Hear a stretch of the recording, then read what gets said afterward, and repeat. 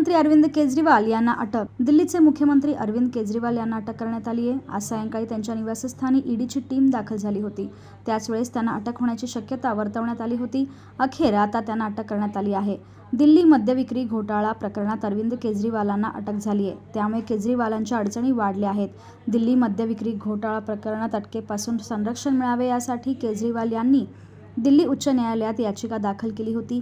मात्र न्यायालयाने केजरीवाल यांना अटकेपासून अंतरिम सुरक्षा देण्यास नकार दिला। त्यामुळे न्यायालयाचा हा निर्णय केजरीवालांना मोठा धक्का देणारा ठरला आहे। दरम्यान न्यायालयाच्या या निर्णयानंतर ईडीची टीम केजरीवालांच्या निवासस्थानी दाखल झाली होती।